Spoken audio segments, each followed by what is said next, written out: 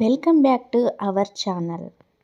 2025 July 24వ తేదీన శ్రావణ అమావాస్య వచ్చింది.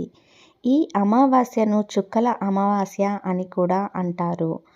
ఈ అమావాస్య వచ్చిన సమయం ఉదయం 2:29 నుండి రాత్రి 12:41 వరకు ఉంటుంది. శ్రావణ అమావాస్య లక్ష్మీదేవికి ఇష్టమైన అమావాస్య. అలాగే గౌరీదేవికి ఇష్టమైన అమావాస్య కూడా.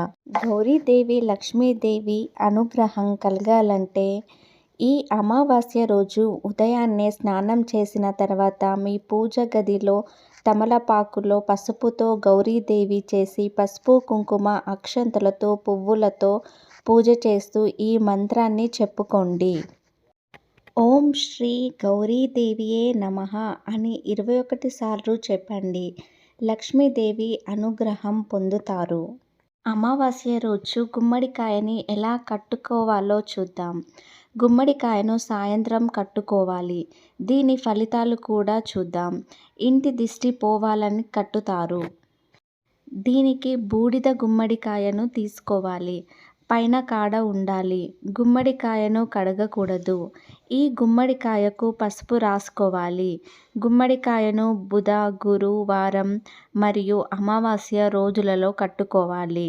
గుమ్మడికాయ ఇంటి ముందు ఉంటే కాలభైరవుడు రక్షణ ఉన్నట్టే. నరదోష, నరపీడ, దిష్టి తగలకుండా ఉంటుంది. గుమ్మడికాయకు పసుపు రాసి కుంకుమతో స్వస్తిక్ గుర్తు వేసుకోవాలి. గుమ్మడికాయకు ధూపం వేసుకోవాలి. గుమ్మడికాయని గుమ్మం పైన కట్టుకోవాలి. ఈ అమావాస్య రోజు రాహుకాలంలో చేసే పరిహారాలు చాలా ఫలితాలను ఇస్తుంది. రాహుకాలం సమయం జూలై 24 గురువారం మధ్యాహ్నం 1:30 నుండి 3 గంటల వరకు ఉంటుంది. ఈ సమయంలో మీరు మరమరాలు, తేనె తీసుకొని వాటిని కలిపి మీరు తినాలి. పాపగ్రహ దోషాలు తొలగిపోతాయి.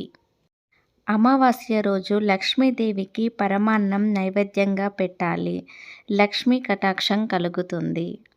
ఈ అమావాస్య రోజు చిన్నపిల్లలకు నల్ల నువ్వులతో దిష్టి తీయండి. నల్ల నువ్వులను చేతిలో పట్టుకొని సవ్య దిశలో 3 సార్లు, అపసవ్య దిశలో 3 సార్లు దిష్టి తీయాలి. ఇలా చేయడం వల్ల చిన్నపిల్లలకు ఉన్న దిష్టి పోతుంది. మీ పిల్లలు చదువులో వెనుకబడిపోతే లేదా దిష్టి ఎక్కువగా తగులుతూ ఉంటే లేదా మొండిగా చేస్తుంటే ఈ పరిహారం చేయండి. ఒక తెల్లని బట్ట తీసుకొని దానిని ఆముదంలో కానీ నువ్వుల నూనెలో కానీ ముంచి ఒక కర్రకు ఆ బట్టను చుట్టి ఆ కాగడకు నిప్పు అంటించండి.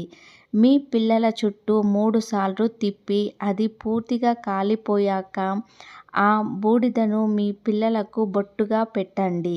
దిష్టి దోషాలు పూర్తిగా తగ్గిపోతుంటాయి. ఈ వీడియో మీకు నచ్చినట్టయితే లైక్ చేయండి, షేర్ చేయండి, సబ్స్క్రైబ్ చేయండి.